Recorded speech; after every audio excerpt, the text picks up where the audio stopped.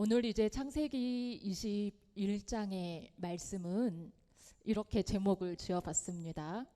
스스로 신실하신 하나님. 스스로 신실하신 하나님. 세 명의 인물과 그 주변에 일어난 이 사건들을 통해서 하나님께서 얼마나 신실하게 그 약속을 이루어 가시는가, 오늘 창세기 21장은 우리에게 말씀을 하고 있습니다. 첫 번째 인물은 아브라함의 아내 사라입니다. 사라. 하나님께서 아브라함에게 자녀의 약속을 주셨습니다. 그런데 오랜 시간이 지나도 아이를 갖지 못했습니다. 그래서 이 부부가 몸종 하갈을 통하여서 아이를 갖도록 했습니다. 그렇게 얻은 아들은 이스마엘입니다. 이스마엘이 태어난 후인 창세기 18장에서 그런데 하나님은 또다시 아브라함에게 나타나셔서 약속을 하셨습니다. 1년 후 이맘때 사라의 몸에서 아들을 낳을 것이다 라는 약속이었습니다. 당시의 폐경이었던 사라는 이 말을 믿을 수가 없었겠지요. 자기의 모습을 자기가 가장 잘 아는데, 그래서 불가능한 일이라고 생각해서 헛웃음을 지었습니다. 실소를 지은 겁니다. 그런데 그로부터 정확히 1년 후에 정말로 사라는 아이를 잉태를 했고, 오늘 본문에서 이제 사라는 그때 지었던 그 헛웃음이 하나님 앞에 감사의 미소로 바뀌었습니다. 이삭이 태어난 이 사건을 오늘 본문 1절은 이렇게 시작하면서 말씀합니다. 여호와께서 말씀하신 대로 사라를 돌보셨고 여호와께서 말씀하신 대로 사라에게 행하셨으므로. 여호와께서 말씀하신 대로 시작하는 1절에 두 번이나 반복됩니다. 여호와께서 말씀하신 대로. 저는 이 창세기 21장에서 가장 핵심 구절을 꼽으라면 이 부분을 꼽을 것 같습니다. 여호와께서 말씀하신 대로. 창세기 21장에 증거되고 있는 이 내용들은 여호와께서 말씀하셨던 그것을 스스로 어떻게 이루어 가고 있는지를 우리에게 분명하게 말씀하고 있는 내용입니다. 하나님께서 1년 전에 약속을 하셨을 때 설마라고 웃음을 지었던 사라에게 하나님은 그때 여호와께서 말씀하신 대로 아들 이삭을 낳게 하셨고 당신의 약속을 성취하셨습니다. 하나님께서 말씀하신 대로. 하나님께서 우리에게 말씀하신 게 무엇입니까? 성경 속에서 분명하게 우리에게 주시는 약속들이 있을 겁니다. 그리고 우리가 삶을 살아가면서 우리가 선택하였든지 그렇지 않았든지 환경과 상황 속에서 만나고 발견하게 된 하나님의 모습도 분명히 있을 겁니다. 우리는 종종 잊어버렸을지 모르지만 그러나 그 모든 상황에서 하나님께서는 우리에게 하셨던 말씀, 약속 잊지 않고 계시다는 사실이지요. 사실 아브라함이 갈대아 우르에서 하나님의 명령에 따라 첫 발을 뗄 때부터 사라 역시 그 믿음의 여정에 함께하고 있었습니다. 삶의 풍파를 만나는 순간마다 하나님의 아브라함과 어떻게 경험하셨는지, 그것은 곧 하나님이 사라 그녀에게 어떻게 행하셨는지의 경험이었습니다. 애굽의 바로 앞에서 또 그릴 왕 아비멜렉 앞에서 험한 꼴을 당할 뻔했을 때에도 하나님이 직접 사라를 어떻게 보호하셨는지 사라는 그 하나님을 보았습니다. 그리고 마침내 오늘 본문에서는 이제 약속의 아들 이삭을 주시기 위해 막혀있던 사라의 태를 하나님께서 여셨습니다. 인간은 현실을 먼저 보고 그 현실에서 가능한 가능성들을 타진합니다. 사라는 현실을 먼저 보고 그 앞에서 하나님의 말씀을 받았을 때 실소를 터뜨렸습니다. 그러나 하나님은 언약을 맺은 후에 단 한순간도 그들의 삶을 돌보지 않은 적이 없었다는 사실입니다. 신실하신 하나님은 그렇게 사라를 돌보셨고 이제 하나님의 일을 이어가셨습니다. 사라가 처음부터 그 하나님께서 하신 약속을 잘 받아들이고 믿었더라면 얼마나 좋았겠습니까? 그러나 사라가 처음에 그것을 불가능하다라고 생각했을지라도 끝끝내 하나님께서 하신 약속을 하나님은 이루어 가시더라는 사실입니다. 이에 이제 본문 6절에서 사라가 고백을 합니다. 하나님이 나를 웃게 하시니 듣는 자가 다 나와 함께 웃으리로다. 아, 그런 일은 나에게 일어날 수가 없어 라고 가볍게 웃었었는데 그 웃음을 뒤로 하고 이제 하나님께서 정말 신실한 당신을 보이셨고 그 신실한 하나님 앞에 사라는 웃었습니다. 그 웃음은 그녀 혼자만의 웃음이 아니라 주변 사람들과 함께 나누는 하나님을 발견한 기쁨의 웃음입니다. 사라의 인생 여정과 그 고백은 어쩌면 성도로 살아가는 우리의 여정이고 고백일 것입니다. 각박한 현실을 보면서 우리는 때때로 생각합니다. 목사님들은 늘 설교를 하지요. 설교. 사실은 설교가 이 말씀 안에 이 귀한 것을 듣는 시간인데 우리는 어떨 때 설교하고 있네 라고 얘기합니까? 어떨 때 마음속으로 그것들이 진정으로 받아들여지는 않아요. 다 알고 있는 이야기이긴 한데 또 그런 말씀을 하고 있네. 설교하고 있네 라고 생각하잖아요. 우리가 현실을 바라보고 있을 때에는 말씀의 모든 것들이 자꾸만 또 설교하고 있네 이럴지 모릅니다. 하지만 우리가 걸어온 인생을 돌아보면 정말 그럼에도 불구하고 우리의 삶의 자리마다 그 말씀대로 지켜오셨던 하나님의 신실하심 자체를 발견할 수 있게 되더라는 사실입니다. 따라서 우리가 붙잡아야 할 것은 무엇이겠습니까? 현실을 가늠하는 가능성 너머에 그것을 넘어서서 하나님께서 우리에게 약속하신 그 말씀인 줄을 믿습니다. 두 번째 살펴볼 인물은 이스마엘의 어머니 하갈입니다. 하갈은 애굽의 여인입니다. 사라의 몸종이었습니다.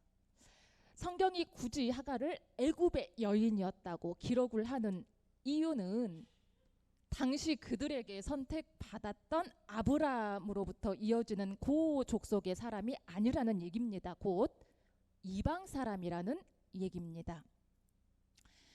주인 사라의 허락하에 주인 아브라함과 동침을 했습니다. 아들을 낳았습니다. 하루아침에 지위가 달라진 겁니다. 당시 고대 사회에서는 남자를 중심으로 대를 이어가는 그런 사회였기 때문에 이제 그 가문을 이을 아이를 생산했으니까 이 하갈의 지위는 달라진 거죠. 다만 사라가 약속된 아들 이삭을 낳기 전까지 말입니다. 사라가 이삭을 낳으면서 하갈의 입지는 또다시 달라졌습니다. 이스마엘과 이삭은 약 13살 정도 차이가 난다고 합니다. 이스마엘이 이삭을 데리고 놀다가 이삭을 조롱합니다. 그 모습을 사라가 보았습니다. 이에 아브라함에게 요구를 하지요. 더 이상은 저들과 함께 못 있겠으니 하갈과 이스마엘을 내쫓아내시오. 그렇게 하갈은 아들과 함께 광야로 향합니다. 그런데 사실 하갈이 이 사라의 집에서 쫓겨 나온 일이 처음 있는 일은 아닙니다. 아닙니다. 이스마엘을 잉태하고 있었을 때 창세기 16장에 보면 하갈이 사라를 멸시했습니다. 나는 임신을 했다. 임신을 못하는 여주인 앞에서 의기양양한 겁니다. 이것을 참을 수 없었던 사라가, 당시에는 사라라는 이름이 아니라 사레였지요. 사레가 아브라함에게 억울함을 토로합니다. 그러면서 하갈을 학대했습니다. 너무나 심한 학대를 견딜 수 없어서 그때 하갈은 한번 그 집을 나와 광야로 도망을 쳤었습니다. 그때 하나님이 그녀에게 나타나셔서 약속을 주셨었지요. 약속. 하갈이 아들을 낳을 것인데 그 자손이 번성하리라는 겁니다. 그러니 주인 집으로 돌아가라 라고 당시에 하나님이 말씀을 하셨습니다. 그렇게 시간이 흘렀고 그렇게 태어난 이스마엘이 약 13살 정도가 이제 된 거죠. 그런데 오늘의 갈등에서 이제 사라는 아브라함에게 직접 하갈과 그 아들을 내보내라 라고 요청을 합니다. 창세기 16장 그때와 다른 것이 있다면 당시에는 학대로 인한 간접적인 쫓겨남, 그러나 쫓겨남이잖아요. 오늘 본문에서는 사라가 직접 이제 아브라함을 통해서 쫓아내자라고 얘기를 하는 것이고, 또 과거에 하나님은 광야에서 울고 있던 하갈에게 지금은 주인 집으로 돌아가라 라고 말씀을 하셨는데, 오늘 본문에 보니 번민하는 아브라함에게 하나님이 무엇라고 말씀을 하십니까? 네, 보내라 라고 말씀을 합니다. 그러면서 하시는 말씀이 본문 13절입니다. 13절. 그러나 여종의 아들도 너의 씨이니 내가 그로 한 민족을 이루게 하리라 하신지라. 많이 들어본 구절이잖아요. 그 옛날 하갈이 광야 항복판에서 울고 있을 때 하나님께서 하갈에게 하셨던 그 말씀입니다. 그것을 다시 아브라함에게 주시는 겁니다. 이삭은 처음부터 하나님이 약속하신 언약 성취의 증거입니다. 이스마엘은 인간의 계획을 앞세웠던 불순종의 결과입니다. 그럼에도 하나님은 그 이스마엘도 큰 자손을 이룰 것이라고 말씀합니다. 그의 삶도 책임져 주겠다고 약속을 하시는 겁니다. 하나님을 믿지 못해서 실수는 누가 하고요? 인간이 실수는 하고요. 그 실수조차 긍휼로 안아서 은혜를 베푸시는 분은 우리 하나님이라는 말씀입니다. 사실은 성경의 역사를 구석구석 들여다보면 늘 그런 역사의 반복이었습니다. 인간은 믿지 못하여 불순종하고 실수를 반복하고, 그때마다 그 죄와 실수를 어떻게든 회복시키고 일으켜서 구원의 역사를 이끌어 가시는 분은 하나님이셨습니다. 그러니 우리의 삶에서 은혜 아닌 것이 없지요. 또한 그래서 끊임없이 연약함을 보이는 우리라도 다시 하나님을 향해서 일어설 수가 있습니다. 그런데 저는 이런 생각을 합니다. 아이들이 어렸을 때 밖에서 사고를 칩니다. 그러면 뒷수습은 누가 합니까? 부모님이 하시잖아요. 어렸을 때는 부모님을 백으로 믿고 계속해서 밖에서 사고를 칩니다. 그럼 그때마다 부모님이 와가지고 또 뒷수습을 합니다. 그런데 이 아이가 성장하여서 철이 들었습니다. 이제 부모님 믿고 밖에서 사고치고 이렇게 하지 않지요. 걱정했을 그 부모님의 마음을 헤아리는 겁니다. 그리고는 이제 철든 사람답게 성숙한 삶을 살아가는 거죠. 믿음의 사람으로 살아가는 우리 스스로에게 저는 이 모습을 기대해 봅니다. 이 하나님의 마음을 헤아려서 흔들림 없는 성숙한 믿음의 길을 따르는 그러한 우리의 모습이 되기를 소원합니다. 자, 하갈은 이제 아들과 함께 광야로 향했고 마실 물이 떨어져서 생명의 위협을 느낍니다. 세상에 모성애만큼 강한 것이 또 없겠죠. 그 자리에서 하갈은 목 놓아 울었습니다. 그리고 또 이때 하나님께서 그에게 응답을 하셨습니다. 본문 17절과 18절을 같이 읽겠습니다. 시작. 하나님이 그 어린 아이의 소리를 들으셨으므로 하나님의 사자가 하늘에서부터 하갈을 불러 이르되 하갈아 무슨 일이냐 두려워하지 말라. 하나님이 저기 있는 아이의 소리를 들으셨나니 일어나 아이를 일으켜 내 손으로 붙들라. 그가 큰 민족을 이루게 하리라 하시니라. 하나님이 벌써 몇 번째 약속입니다. 세 번째입니다. 옛날에 하갈에게 한 번, 쫓아내기 직전에 아브라함에게 한 번, 그리고 광야에서 울고 있는 지금 하갈에게 또 한 번. 인간에게 있어서 하갈은 아브라함과 사라의 불순종의 결과일지 모르지만 하나님에게 있어서 하갈은 그녀 역시 그 고통을 위로받아야 할 이 땅의 백성이었다는 사실입니다. 아브라함의 하나님만이 아니라 고난을 당하고 있는 아픔 한가운데 있는 이방 여인 하갈에게도 하나님은 사랑이셨더라는 말씀입니다. 그 하나님의 사랑이 우리에게만 비추이는 것이 아니죠. 온 세상에 골고루 그 사랑이 비추이고 있습니다. 다만 그 하나님을 발견하지 못한 자들이 있을 뿐입니다. 그러면 우리는 어떻게 해야 합니까? 우리는 그것이 하나님의 사랑 비친 것을 압니다. 그러니 그것을 발견하지 못한 자들에게 하나님이 어떠한 분인지를 우리의 삶을 통해서 드러내야 하지요.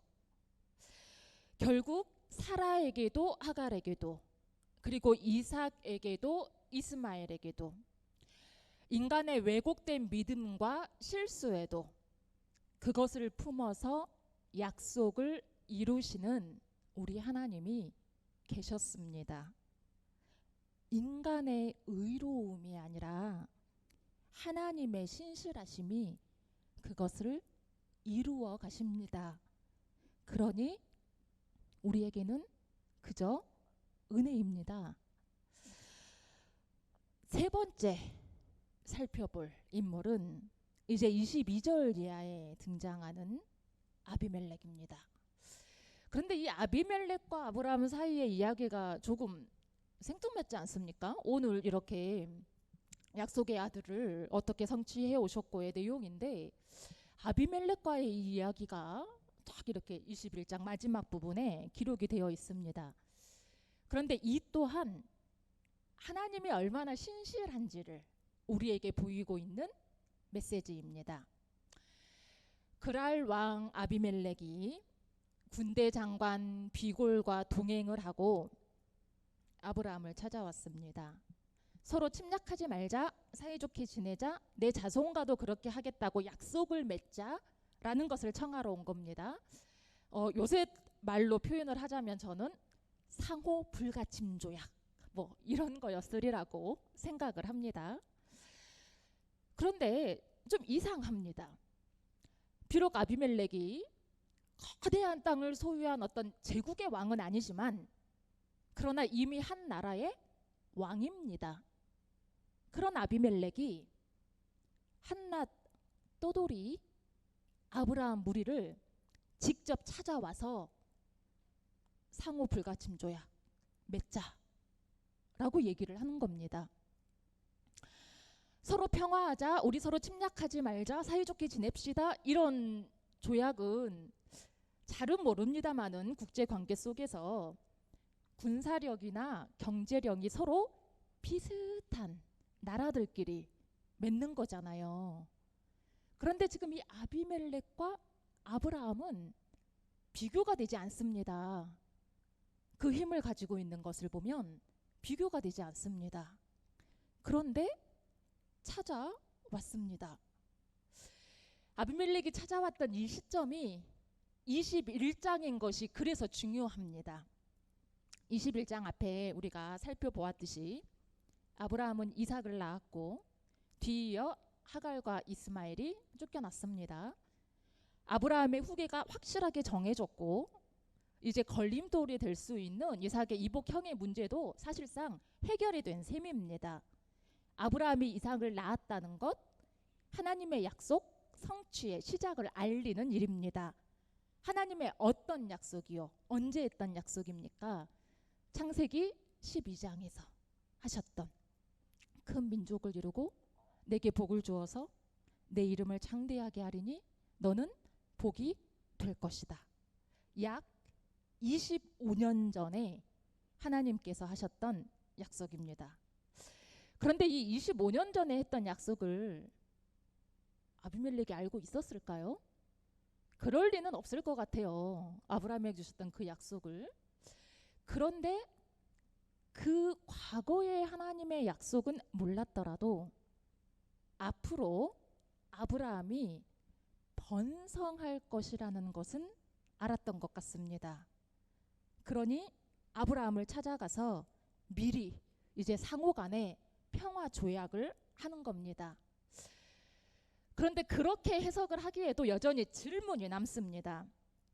비록 아브라함이 점점 강성하여 가고 있어서 미래에 번성하게 될지는 몰라도 지금 현재 둘은 힘의 균형이 전혀 맞지 않습니다. 따라서 아비멜렉 입장에서는 간단하게 지금 아브라함 무리를 쳐버리면 되는 겁니다. 진멸하면 되는 겁니다. 당시의 고대 사회에서 이런 일들은 비일비재했습니다. 그런데 굳이 힘으로는 비교도 안 되는 이 아브라함 무리를 찾아와서 평화를 맺습니다. 왜요?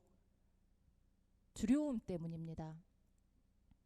아브라함이 두려워서가 아니라 아브라함과 함께 계시는 하나님을 두려워했기 때문입니다. 오늘 본문 22절입니다. 22절 같이 읽습니다. 시작. 그때에 아비멜렉과 그 군대 장관 비골이 아브라함에게 말하여 이르되 내가 무슨 일을 하든지 하나님이 너와 함께 계시도다. 과거에 아브라함이 아내를 누이라고 속였을 때, 그래서 자기가 잘못된 일을 할 뻔했을 때, 그때에도 아비멜렉은 그 자리에서 사라를 보호하시는 아브라함의 하나님을 보았습니다. 아브라함의 삶이 미약하고 상황에 형편이 없다고 할지라도 하나님께서 순간마다 위기를 극복하게 하는 그 아브라함의 삶의 모습을 들었습니다. 이방 사람 아비멜렉도 아브라함을 통해서 하고 계시는 그 하나님을 보았다는 얘기입니다. 그 이방인의 입에서 나온 고백이 우리가 방금 읽은 이 22절의 말씀입니다. 무슨 일을 하든지 하나님께서 당신과 함께 계시는군요. 믿는 자의 입에서 나온 고백이 아닙니다. 아비멜렉의 입에서 어디로 가든지 복이 될 것이다. 복의 근원이 될 것이다. 이것은 하나님이 아브라함에게 하셨던 약속입니다. 그런데 오늘 세상의 힘을 가지고 있는 이방 사람 아비멜렉이 그 입으로 그 하나님의 약속이 이렇게 성취가 되었다는 것을 증거하고 있는 셈입니다.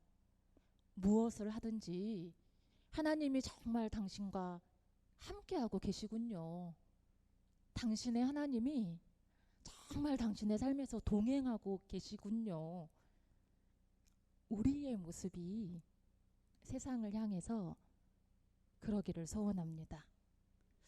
하나님에 대해서 듣기는 들었는데 사실 저는 잘 몰랐는데 당신의 모습을 보니까 정말 하나님이 살아 계시는군요. 그리고 그 하나님이 정말 당신과 함께하고 계시는군요. 세상을 향해서 우리가 그런 하나님의 통로가 되기를 소원합니다. 이제 말씀을 마치면서 오늘 우리가 살펴본 요 하나님의 모습을 정리를 해보려고 합니다. 믿는 우리에게는 여전히 우리 속에 내재하고 계시는 성령 하나님이 계십니다. 지금 나와 함께 하시는 그 하나님의 역사가 우리의 삶을 통해서 세상 가운데 드러나기를 소망합니다. 지금 우리에게는 약속을 반드시 이루시는 신실하신 하나님이 계십니다. 믿음 안에서 나에게 주신 하나님의 약속은 무엇입니까? 또 믿음의 고백으로 내가 하나님께 약속했던 내용들은 무엇입니까?